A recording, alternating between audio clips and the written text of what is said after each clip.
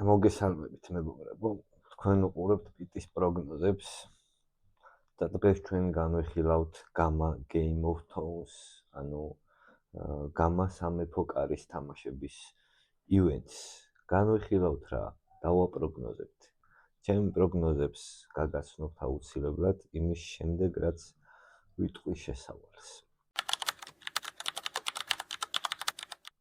მოკლედ, პიტის პროგნოზებს არ ყავს სპონსორები. შეგიძლიათ დაასპონსოროთ პიტის პროგნოზები და მიიღოთ თქვენი რეკლამა პიტის პროგნოზებში. ასევე, დიდი მოლოდინით, უფრო სწორედ, დიდი სიხარულით გამცნობთ, რომ ჩემი და ლევან ციკლაურის რემატჩი ჩანიშნულია, მეგობრებო. და ეს ბრძოლა შედგება ივნისში, 27 ივნისს. ასე რომ არ გამოტოვოთ ეს დაუვიწყარი რემატჩი, რევანშს მე არ ვარქმევ, რემატჩი. იმისთვის რომ დაუმტკიცოთ ვიღაცებს, რომ ქულები სხვადასხვანაირად ითვლება. კაი, დავანებოთ ამას თავი მოკლედ. 27 ივნისს მე და ლევან ციკლაური დაუპირისპირდებით რიგით მეორე ბრძოლაში ერთმანეთს და გადაწყდება ვინ არის ნამდვილი გამარჯვებული. იქამდე კი გამა Game of Thrones-ია, რომელზეც ძალიან მაგარი ბრძოლებია, 3 საჩემპიონო ბრძოლა. და მგონი ტყუილად არ ქვია ამ ივენტს გამა Game of Thrones. მგონი მაესტრო აპირებს იყოს დრაკონების დედა და ვინ იქნებიან დრაკონები? დრაკონები არიან ახლავე გამცნობთ. აბსოლუტური საჩემპიონო ქამარი, ანრი ბესტავაშვილი და ლაშა როინიშვილი. 84 კილოგრამის საჩემპიონო ბრძოლა, ბადო გოგიჩაშვილი და ნიკა ნოზაძე. 77 კილოგრამის საჩემპიონო ბრძოლა, ვალერი ყოჩიაშვილი და ზურა მუკვანი. აი ამ სამი წყვილიდან გამოჩნდება ვინ იქნება დრაკონი. ხოლო შემდგომში დრაკონების დედა იგივე მაესტროს ეყოლება 3 გამარჯვებული, ანუ 3 დრაკონი. ხედავთ, როგორი კავშირია. მოკლედ, ძალიან მაგარი ივენტი. თავის 3 საჩემპიონო ბრძოლით. ასევე ნიკა ბოკელავაძის და გიორგი ფაციას დაპირისპირება, როგორც იქნა ღმერთო ჩემო. და სარეიტინგო ბრძოლებშიც არ გამოირჩევა სანახაობით, ჩემი აზრით ძალიან მაგარ წყვილებს ვხედავ აი აქ მე და ადევნეთ თვალყური აუცილებლად ბილეთების შესაძენად შეძენისას გამოიყენეთ პრომოკოდი PIT 10%-იანი ფასდაკლების მისაღებად, ასევე ტრანსლაციის შეძენისას გამოიყენეთ პრომოკოდი PIT ასევე 10%-იანი ფასდაკლების მისაღებად და როგორც ყოველთვის ჭოკით ხტომაზე, ჭადრაკზე, ბეისბოლზე, ცურვაზე, სეტანტა სპორტზე არა. სამწუხაროდ. გამოიყენეთ 10%-იანი ფასდაკლების პრომოკოდი PIT გამას ნებისმიერი პაკეტის ან ბილეთის შეძენისას, როგორც MMA, ასევე გრეპლინგი, მუშტიკრივი და ყველაფერზე მუშაობს ეს პრომოკოდი და არის მუდმივი, ნებისმიერ დროს შეგიძლიათ გამოიყენოთ. და დავიწყოთ სამეფო კარის თამაშების ის ხნა და პროგნოზება. არჩილ შავიძე შეებრძოლება ლუკა კუბლაშვილს 66 კილოგრამში. არჩილ შავიძე არის ჩვენი რუსთაველი ძმა და ძალიან სანახაობრივ კრივს გვაჩვენებს ყოველ ჯერზე. ამიტომ ჩემი აზრით გაიმარჯვებს არჩილ შავიძე თავისი დახვეწილი მოძრაობებით და კრივით, რა თქმა უნდა. შემდეგი ბრძოლა არის საბა ბუცხრიკიძე ნიკა სუხიშვილი 66 კილოგრამში. საბა ბუცხრიკიძის ბრძოლა მე ვნახე აკა კაკრიაშვილთან და სიმართლე გითხრათ, გაოცებული ნამდვილად არ დავრჩენილ ვარ. ვერაფერი საინტერესო ვერ ვნახე. ნიკა სუხიშვილის ბრძოლებიც ნანახი მაქვს და ასე მგონია გაიმარჯვებს ნიკა სუხიშვილი, თუმცა ველოდები ძალიან საინტერესო ბრძოლას 3 რაუნდიანს მინიმუმ წარმატებები ვიჭება ორივეს, თუმცა ჩემი პროგნოზი არის ნიკა სუხიშვილის გამარჯვება. მეექვსე ჩემთვის ძალიან საინტერესო ბრძოლა ლადო ვანიშვილი შეებრძოლება ბესო ფარჯიანს 70 კილოგრამში. ბესო ფარჯიანი მე ძალიან მომწონს ეს ბიჭი, მისი ტექნიკა, მოძრაობა, ყველაფერი. ლადო ვანიშვილიც არ არის დებიუტანტი, მას აქვს უკვე რამდენიმე ბრძოლა ჩატარებული გამას რინგზე.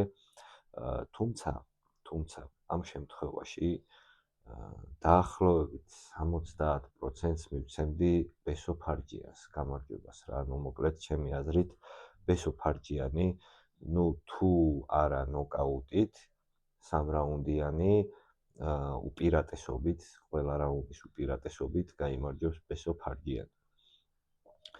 შემდეგი და თითქმის ყველაზე საინტერესო ბრძოლა ნიკა ბუკელავაძე, ბოიგა, დავაი, ბოიგა, შეებრძოლება გიორგი ფაციას. გიორგი ფაციას ნიკნეიმი არა აქვს, რინგნეიმი არა აქვს, როგორც ვიცი. რა უნდა ვთქვა ამ ბრძოლაზე? ბუკელავაძე ყოველთვის ისეთ რაღაცეებს გვთავაზობს, როგორც მე დასაწყისში. ანუ იგებს ისეთ მებრძოლებთან, როგორებიც არიან მაგალითად ლაშა როინიშვილი, გიორგი ქიმაძე და აღარ ჩამოუთვლი ახლა, ძალიან მაგარი ბიჭია, ძალიან ძლიერი დარტყმით, ტექნიკის ნაკლებობით, თუმცა დუხით, შემართებით, გამძლეობით, რა ვიცი, გამძლეობით ნაკლებად, მაგრამ დიდი დოზით დუხი აქვს ამ ბიჭს იმისთვის, რომ დაამარცხოს ნებისმიერი თავის წონაში და ამ შემთხვევაშიც მიუხედავად იმისა, რომ ფაცია ბევრად უფრო გამოცდილია ვიდრე ბუკელავაძე. ბუკელავაძე როგორც ვიცი ვარჯიშობს, თან კარგად ემზადება. გამოასწორა სუნთქვა, გამოასწორა ტექნიკური მხარე. სავარაუდოდ გამძლეობაც მოემატა. ძალაზე აღარ ვიტყვი არაფერს, ფაცია უფრო ტექნიკური მებრძოლია და ჩემი აზრით უფრო ტექნიკურად ეცდება წაიყვანოს ბრძოლა, მიუხედავად იმისა, რომ შეთანხმდნენ, რომ ცენტრში დადგებოდნენ და იჩეხავებენ, ჩემი აზრით ეს ასე არ მოხდება. და ალბათ ნოკაუტით გაიმარჯვებს გიორგი რაღა იყო და ნიკა ბუკელავაძე რა. ნოკაუტით სავარაუდოა. მაგრამ თუ 3 რაუნდიანი ქულებით გაიმარჯვებს, ტაშის მეტი არაფერი ეკუთვნის ბოკეს. წარმატებები ორივეს უტრამო ბრძოლას გისურვებთ, მაგრამ აბსოლუტურ წონით კატეგორიაა და როგორ გინდა უტრამოდ ჩაატარო ეს ბრძოლა. თუმცა ჩემი პროგნოზით 60%, 40%-ზე გაიმარჯვებს ნიკა ბუკელავაძე. გადავიდეთ კიდევ უფრო საინტერესო ანრი ბესტავაშვილი დაუპირისპირდება ლაშა როინიშვილს აბსოლუტური საჩემპიონო ქამრის მოსაპოვებლად. რაღაცნაირი ისეთი რა ქვია. მსგავსი გმირები ებრძვიან ერთმანეთს რა, ერთმანეთთან მსგავსი. ეს ლომებო და ვეფხვებო, იმანო დათვივარო და მოკლედ გამოვიდა ლომი და დათვი გალიიდან და ვნახავთ ლომის და დათვის დაპირისპირებას. ვნახავთ ისინი ზოოპარკის მგელი და დათვი არიან, თუ ნამდვილი გარეული მგელი და დათვი, რომელიც მოაწყობენ ულევს სანახაობას და მინიმუმ 3 რაუნდის განმავლობაში წავახოცვა ჟელეტვა. მე დიდი მოლოდინი მაქვს ამ ბრძოლის, ვიცი რომ ორივე ძალიან კარგად ემზადება, ანრიმ დაიწყო სერიოზული მზადება, ლაშა როინიშვილი რაც თავი მახსოვს და რაც ლაშა მახსოვს ზოგადად სულ ემზადება, სულ ვარჯიშობს. და ვნახოთ, ძალიან საინტერესოა ჩემი აზრით ტექნიკიდან გამომდინარე და გამოცდილებიდან გამომდინარე გაიმარჯვებს ლაშა როინიშვილი, თუმცა არ მეწყინება ანრის გამარჯვებაც, რა თქმა უნდა, წარმატებებს უსურვებ ორივეს და გაიმარჯვებს თქვენ შორის სანახაობრივი ბრძოლა ბიჭებო რა. არც ერთის გამარჯვება არ მეწყინება სიმართლე რო გითხრათ. და ამაზე უფრო საინტერესო კიდევ 84 კილოგრამის საჩემპიონო ბრძოლა. ნიკა ნოზაძე გადავიდა 84 კილოგრამ წონით კატეგორიაში, ხოლო ბადო გოგიჩაშვილი მოგეხსენებათ ტირანი, რომელიც კიდე ერთხელ დაიცავს 84 კილოგრამის ქამარს და დაიცავს ნიკა ნოზაძესთან. ნიკა ნოზაძის დიდი განვითარების მიუხედავად ბადო გოგიჩაშვილი ჯერჯერობით ამ წონაში ჩემთვის წაუგებლად წავა კიდე დიდხანს. თუ ვინმე ტირანოზაური არ გამოჩნდა ან რაღაც ეგეთი, ну, მოკლედ დრაკონი ამ შემთხვევაში იქნება ბადო გოგიჩაშვილი, თუმცა პატივისცემა რა თქმა უნდა ნიკასაც.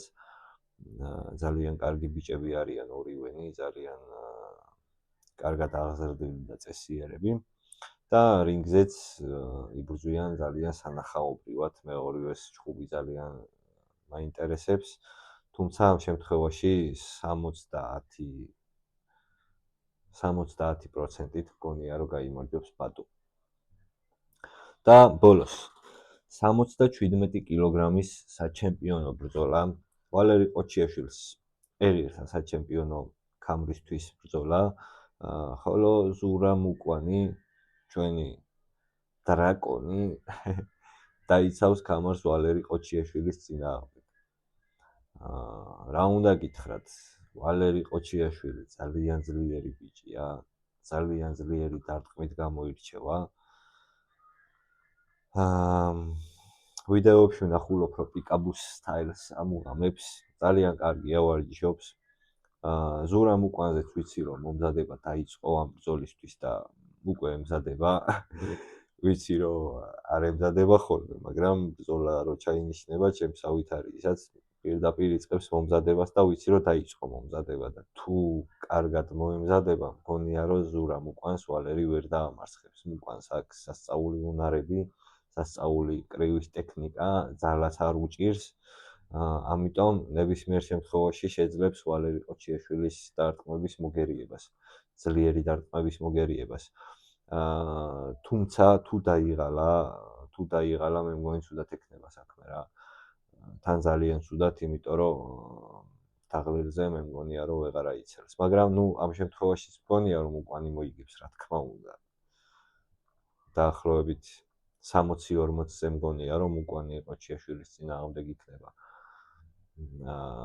მაგრამ ვალერის არ დაუკარგავ ძალიან ძლიერ დარტყმებს.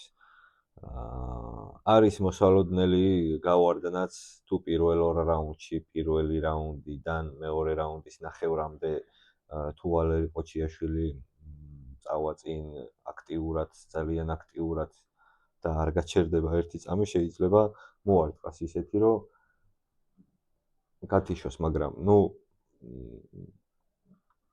ძალიან მეეჭვება რა ზურაც კაი ხარტია, კაი მოძრაობა აქვს და არ ამგონია მოირტყას თან მით უმეტეს იცის რომ ძალიან ძლიერი ბიჭია და ნუ მოკლედ ზურა მუკვანი გაიმარჯვებს ჩემი აზრით ამ ბრძოლაში. თუმცა დიდი შანსი აქვს ვალერისაც რა. სულ ეს იყო Gamma of Thrones-ის პროგნოზები, მეგობრებო, და არ დაგვაუწყდეს. დონაციის ლინკი არის სადმე აქ ან პროფილზე, ან აღწერაშიც იქნება სავარაუდოდ. და შეგიძლიათ გააკეთოთ დონაცია არხის პიტის პროგნოზების და პიტის განვითარებისთვის. ასევე შეგიძლიათ დაასპონსოროთ პიტის პროგნოზები და ასევე შეგიძლიათ მე პირადად დამასპონსოროთ, რადგან დავიწყე მომზადება ივნისისთვის, სადაც დაუპირისპირდები ლევან ციკლაურს ხელმეორედ. მოკლედ, მადლობა ყურადღებისთვის, ნახვამდის, ეს იყო სულ ჩვენი პროგნოზები, წარმატებებს გისურვებთ და ძალიან მაგარ ბრძოლებს ველოდები, მოკლედ, ძალიან